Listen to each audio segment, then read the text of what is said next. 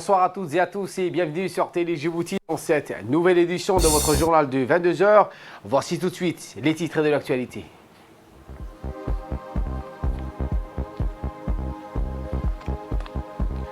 Arrivée de l'aide à l'aéroport de Mogadiscio pour les populations vivant à Baladweyne dans la région de Hiran. Et dans l'actualité internationale, l'europhobe Nigel Farage appelle à une alliance des pro-Brexit. Voilà pour les titres. Merci si vous nous rejoignez sur Télé Djibouti. Mais avant de développer ces titres, la 36e conférence ministérielle de la francophonie qui s'est tenue à Monaco le 30 et 31 octobre dernier a déclaré apporter son soutien à la République du Djibouti donc dans sa candidature au poste de membre de non permanent du Conseil de sécurité des Nations Unies pour la période 2021-2022 lors de l'élection qui se tiendra à New York en 2020. Je vous le disais dans le titre. Donc, après son départ de Djibouti, l'avion cargo 727 de la compagnie nationale Air Djibouti a atterri à l'aéroport de Mogadiscio aujourd'hui en fin d'après-midi. Ce cargo qui acheminait une quantité importante d'aide humanitaire destinée aux familles sinistrées de la région de Chabélé. Cette aide humanitaire, qui est la seconde phase, était composée des médicaments, des fournitures, des ustensiles de cuisine, de la nourriture aux plus nécessiteux. Donc, cette aide est destinée aux populations vivant donc dans la banlieue de Baladweyne.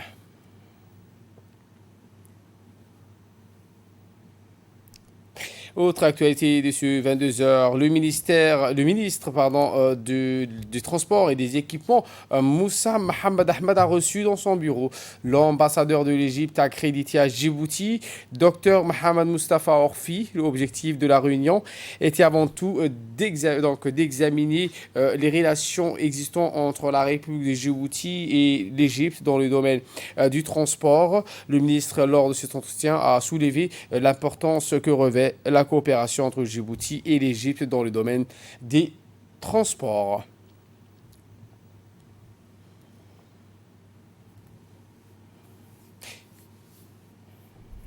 En ce qui concerne les missions des ministres, en premier, le ministre de la Communication chargé des postes et des télécommunications est actuellement en déplacement à Conakry pour prendre part à la deuxième réunion des ministres en charge d'éthique de l'Alliance Smart Africa.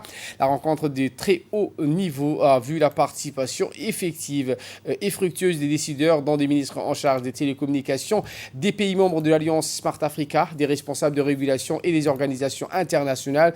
Dans cette mission, le ministre Radouane est accompagné du directeur du développement d'éthique de son département, M. Faisal Khaira Chirdon.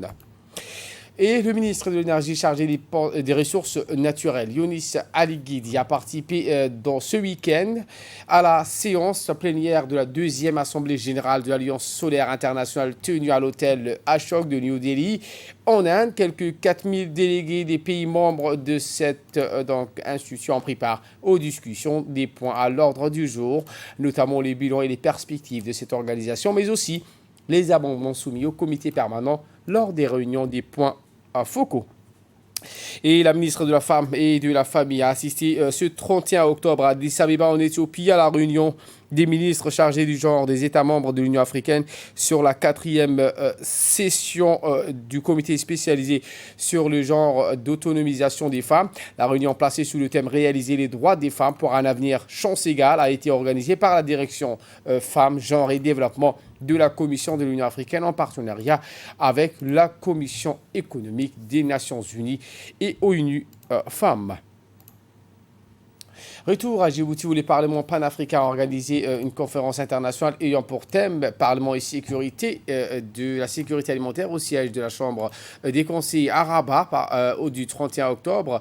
Cette saison a été présidée par le président du Parlement panafricain, l'honorable Roger Nkoudou, et a vu la participation des représentants du Parlement nationaux et assemblées parlementaires régionales et internationales. Notre pays a été représenté par l'honorable député Mahmoud Mustafa, membre prénom du Parlement panafricain. Et voilà qu'il nous ramène de parler de ce forum national sur les opportunités, la zone de libre-échange continentale africaine, la ZLECA, pour la République de Djibouti. Un séminaire qui s'est clôturé ce mercredi au Palais du Peuple, organisé par le ministère du Commerce. L'objectif de ce séminaire de 2 jours a été non seulement de vulgariser les tenants et aboutissants de la ZLECA, mais aussi de jeter les bases d'une stratégie nation d'intégration harmonieuse au sein de cette zone africaine de libre-échange. Bien que la ZLECA a été ratifiée par 28 pays africains, elle est aussi signée par les 54 États du continent. Selon des experts, la ZLECA parviendront donc à créer un espace commun de plus de 200 millions de consommateurs. Par rapport à cette thématique, eh bien, nous avons appris beaucoup. Nous avons beaucoup appris. Nous ne sommes pas d'ailleurs les seuls participants de cet atelier qui a duré 48 heures, mis à part la journée de l'ouverture. Et donc, j'allais dire que le fait de nous être retrouvés avec plusieurs représentants des ministères sectoriels et d'avoir pu assister à plusieurs présentations nous a permis de beaucoup apprendre. Quand je dis beaucoup apprendre toutes les activités qui, dans ce contexte, se passent et tous les efforts qui sont faits au niveau des ministères concernés et de leurs partenaires. Cette zone de libre-échange continentale est effective par la ratification des 28 pays et il faudrait qu'on puisse mettre en place une stratégie nationale. C'est pour ça que le ministère a organisé ce forum qui se déroule sur 2 jours et on a invité les différents départements ministériels, le secteur privé, afin que tous ensemble nous mettions en place sur une table ronde les atouts, les avantages de chacun, les opportunités, les défis à relever et surtout en fait comment se prémunir des éventuelles difficultés parce qu'en fait lorsque le marché commun sera pour toute la zone africaine, en fait il y aura certaines économies qui seront beaucoup plus développées dans certains domaines et d'autres qui auront certaines lacunes. Nous à Djibouti en fait on a des infrastructures qui nous permettent d'être avantageux sur certains domaines tels que la logistique et hier les interventions qui ont eu lieu étaient assez fructueuses, c'est d'aujourd'hui aussi. L'actualité de ces 22 heures, c'est aussi la clôture des travaux d'une formation sur l'éthique et la déontologie en arabe, présidée par le secrétaire général du ministère du Travail chargé de la réforme de l'administration, Abdallah Ali Ahmad. Ce séminaire s'inscrit dans le cadre de la réforme de l'administration. Il consiste à renforcer les capacités des agents de l'administration publique destinée à une trentaine de cadres arabisants de l'administration. Cette formation a débuté le dimanche 27 octobre et a été animée par un expert de l'Académie arabe.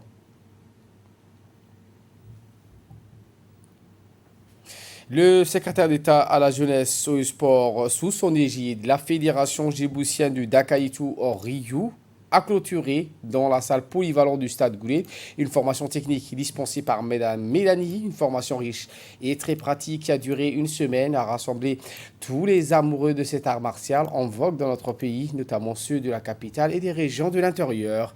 Force est de constater que ce sport national, au-delà d'un art martial, est un art de vivre et attire de plus en plus d'adeptes.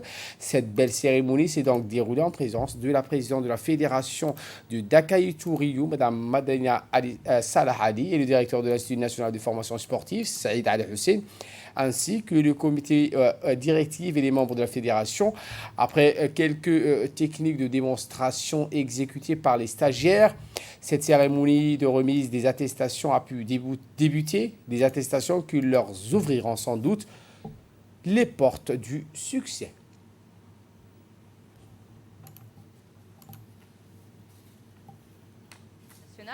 Qui va se dérouler au mois d'avril. Dans quel pays, nous ne savons pas. On espère que ça sera à Djibouti parce que c'est le pays de Maître Loïta. Donc on espère que la première compétition internationale se déroulera dans votre pays. Et Maître Loïta a une grande fierté. Vraiment, le stage de Djibouti, pour lui, c'est très bien passé. De nombreux pays l'ont contacté à l'issue du stage. L'Italie, la Belgique, le Japon qui souhaitent pouvoir bénéficier de stages. Donc félicitations à tous les Djiboutiens. Et encore un grand merci au président de la République, son Excellence Monsieur Ismaël Omar Guelleh, qui sans lui, le Dakaitou Riyou n'en serait pas là où il en est aujourd'hui. Donc un grand merci à lui. L'actualité dans les régions de l'intérieur, toujours dans le cadre de sa tournée de prise des contacts, le préfet de la région de l'unité, Adan Dalal Moussa, s'est rendu à Gorabous, dans la circonscription de Yoboki. Le préfet de la région de Dikil, Adan Dalal Moussa, était accompagné de ses proches collaborateurs, de 2 parlementaires de la région. Ensuite, le préfet de la région de Dikil et sa délégation se sont successivement rendus dans l'école primaire de Gorabous, qui a subi des dégâts importants lors des dernières intempéries qui sont abattus sur la région. En marge de cette visite, le préfet de la région de l'unité avec sa délégation a eu un entretien avec les différentes couches de la société civile, à savoir les chefs coutumiers, les ulémas, les femmes, les jeunes de cette localité de Gorabous.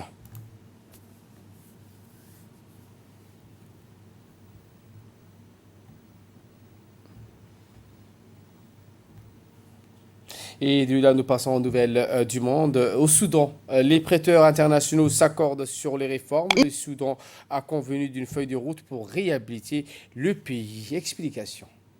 Le Soudan a convenu d'une feuille de route pour réhabiliter le pays avec la Banque mondiale, le Fonds monétaire international et la Banque africaine de développement, a annoncé jeudi son ministère de Finances. Eh bien, l'inscription du Soudan sur la liste des pays réputés sponsors du terrorisme par les États-Unis le rend inéligible à l'allègement de la dette et au financement des prêteurs tels que le Fonds monétaire international et la Banque mondiale, coupant ainsi une source de financement essentiel. Mais le Premier ministre a déclaré que les Amis du Soudan financeraient donc son budget de 2020 et que le ministère avait soumis des demandes de financement pour 20 projets aux donateurs, sans préciser qui étaient ces donateurs. L'Arabie saoudite et les Émirats arabes unis ont accordé une aide de 3 milliards de dollars au Soudan, ce qui a été convenu peu après le renversement de l'ancien président Omar al-Bashir en avril, mettant ainsi à l'épreuve le nouveau dirigeant militaire soudanais. Le nouveau gouvernement de transition soudanais, formé dans le cadre d'un accord de 3 ans conclu en août par les dirigeants militaires et civils, s'efforce de retirer le Soudan de la liste des commanditaires du terrorisme par les États-Unis afin d'ouvrir la porte à l'investissement étranger. Je vous le disais en titre, au Royaume-Uni, l'europhobe Nigel Farage appelle à une alliance de pro-Brexit. Lançant sa campagne devant la presse, il a demandé au Premier ministre de revenir sur l'accord péniblement négocié à Bruxelles. Les détails dans cette séquence. Hier vendredi, le Premier ministre britannique Boris Johnson au défi d'abandonner son accord de Brexit négocié avec Bruxelles pour former une alliance avec lui pour les législatives de décembre. Fort du soutien choc de Donald Trump à une réunion du camp du Leave, Boris Johnson, qui compte sur le scrutin anticipé du 12 décembre pour retrouver une majorité, s'est lancé dans la campagne comme celui qui mettra enfin en œuvre la sortie de l'Union européenne dans l'impasse 3 ans et demi après le référendum de 2016.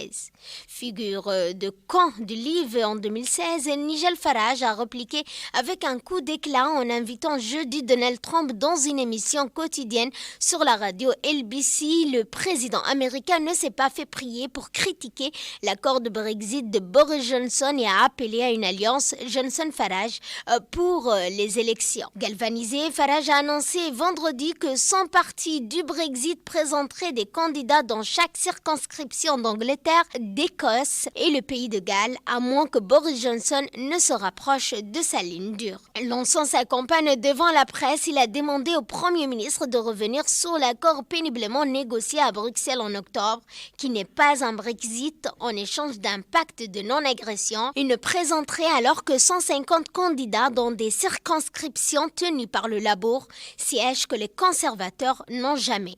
Cette tentative semble vouée à l'échec, Boris Johnson ayant toujours refusé d'envisager une telle alliance, position encore réaffirmée vendredi matin par plusieurs responsables du Parti conservateur. Voilà pour l'essentiel de ce 22h. Merci à vous de nous avoir suivis et très bon suivi des programmes sur Télé Djibouti.